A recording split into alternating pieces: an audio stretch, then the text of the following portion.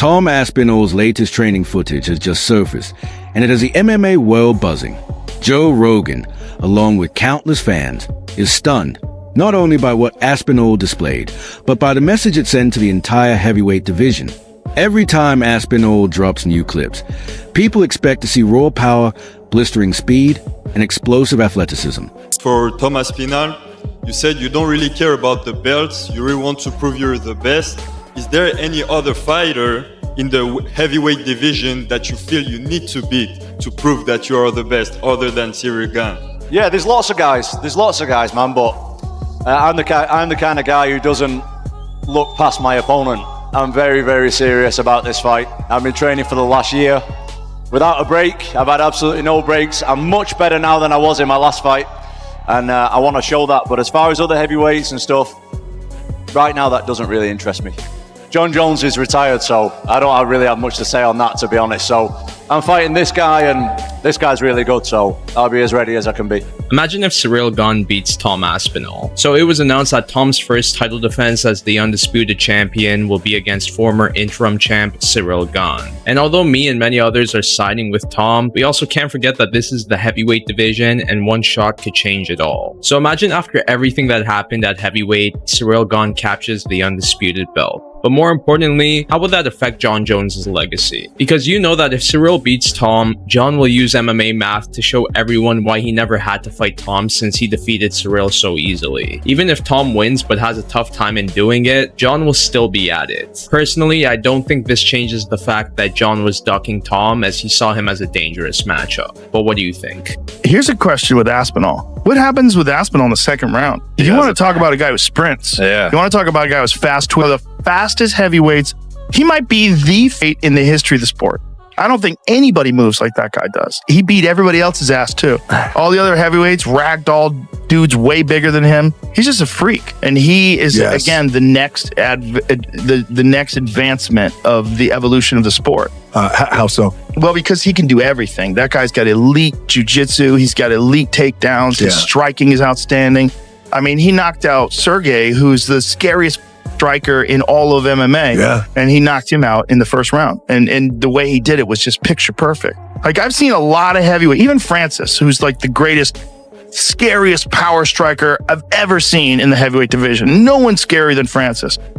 Francis does not move like Tom Aspinall. Tom Aspinall is significantly faster than every other heavyweight. That's a real problem. At a 250 plus pound frame, his movement's extraordinary. And that's something you have to deal with. Like, that is a crazy ability. His ability to move, like the way he moves, is so much different than everybody else in the sport. He moves like a 175 pounder. He doesn't move like a 250 pound guy. Look how quickly he closes the distance, man. His hand speed and full range of skills. Incredible stand-up, knocks guys out with one punch, black belt in jiu-jitsu, really good wrestler. His everything, and he's young. So what's your prediction if it happened? It's hard to bet against Jon. It's hard to bet against Jon, but Jon's not a real heavyweight. Jon could make light heavyweight, 100%. He weighs 230 right now, maybe a little less than 230. There's no doubt in my mind that if Jon just changed his diet and went back, he hasn't put that much mass on. But this time, it wasn't just about his raw athletic gifts. It was about the finer details, his patience, composure, and technical evolution that are shaping him into one of the most complete heavyweights we've ever witnessed. Many forget that Tom Aspinall hasn't even revealed his entire arsenal yet. We've seen his lightning-fast hands, his pinpoint striking, and his knack for overwhelming opponents right from the start. That's already a sick fight card. Obviously, with Tom Aspinall and Ciryl Gane, Jailton Almeida and Volkov being the co-main event, if they are, just being on the fight card, they're going to be a backup fighter if anything happens to the main event. What's your thoughts on Volkov versus Gane? Sorry, Aspinall versus Gane. I mean, I think it's the next best thing that we could get right now with Jon Jones not being able to do it and stepping away. And I think it's going to be interesting to see what Tom's plan is going to be, because I think on the feet, they're pretty evenly matched. I think it could be fun on the feet, but I think there's definitely a huge advantage for Aspinall when it comes to the wrestling and the grappling. And I think he'd be silly to not at least attempt to make it a bit of a grappling match and try to get the ground and pound, take him down. And we'll see. If he can defend takedowns, it could be a lot of fun. But if not, I think Tom could make some quick work. But there's a lot of pressure on Tom, man. We were talking about it on the pre-show this weekend that, you didn't get the Jones fight. You waited all this time, and now you've got to fight somebody else. And it's always tough because you want to win that one to really prove to everybody that, yeah, you are that guy. You are the great. You are the best. You're the reason Jon didn't want to take this fight, blah, blah, blah. If you go and lose that one, you just... Yeah. Well, we haven't had guests on for a little bit because I've just been all over the place and very, very busy and all the rest of it. So I'll reach out to Tom and see if we can get him on next week, and we'll start getting some guests on again. Tom isn't the type of guy that talks shit usually, but he did do a video where he was talking a little bit of shit about Ciryl Gane, saying that he wanted to fight Ciryl multiple. To be honest, I don't really care about belts and stuff. Emil Serdarian from Stand 'Em Up. Got a question for Tom Aspinall. Tom.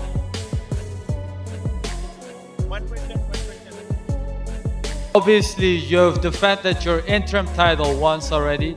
Do you feel like this is your second title defense, or is the interim belt and the actual belt different for you? To be honest, I don't really care about belts and stuff. I just care about my next fight. Cyryl's my next fight. He's the guy I'm focused on.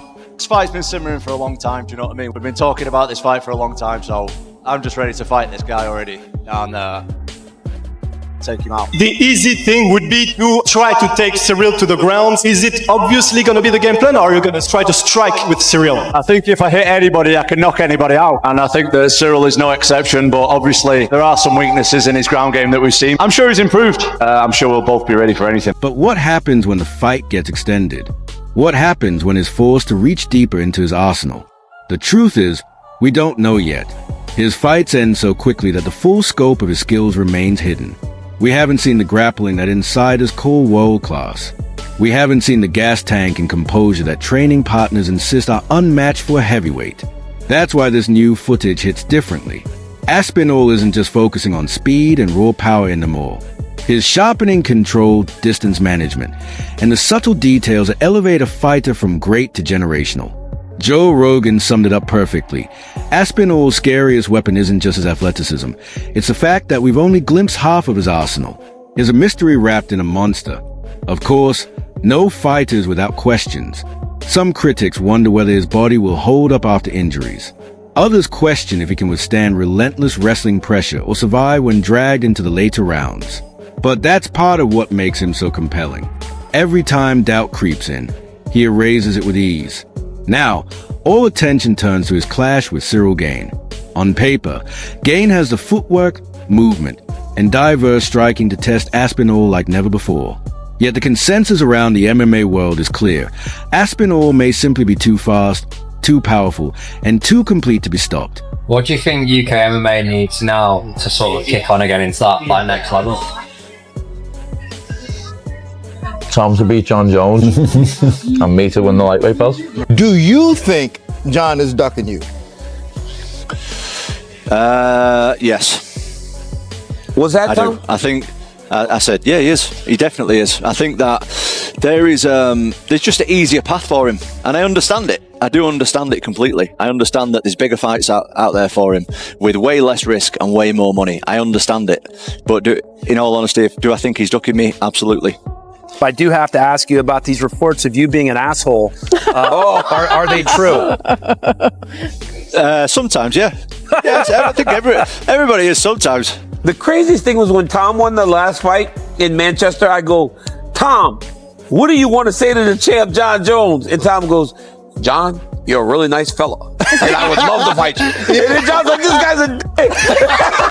That's why it's so funny to hear Jon saying that. He's like the nicest guy on the planet. You're the exact opposite of your countryman, Michael Bisping. You're a genuinely nice person. You know what I mean? To beat Jon Jones, you need to have fast eyes, fast reactions, fast reflexes. And Stipe Miocic at 42 years old just doesn't have the reflexes anymore. No. That someone like a 31-year-old, I don't even think I'm in my prime yet, but almost prime fighter has. Is Jon Jones scared to fight you? Yes. Jon is conning the public. The fact that he didn't want to fight Ngannou for 3 years and now he's not wanting to fight me for over a year. Is that fight fucking happening? The UFC are saying that it's going to happen. I think it's down to him and Dana. Dana loves Jon Jones. He's trying to grease up his ego a little bit. I think he's one of the best fighters ever. Definitely top 3. That's debatable when you start putting in about drug tests and stuff like that, I think. Damn. What drug are you talking about specifically? Yeah. Fans believe that if Tom can get inside, close the distance, and put Gane under real pressure, it's only a matter of time before he takes over.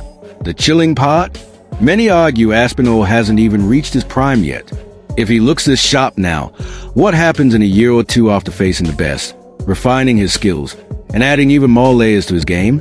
That's exactly what has Rogan and the MMA world buzzing. This isn't just about fleshy highlights.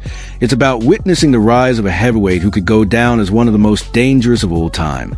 Tom Aspinall is already a nightmare matchup, but the fact that it's still evolving, still hiding weapons we haven't seen, is what makes him feel truly unstoppable.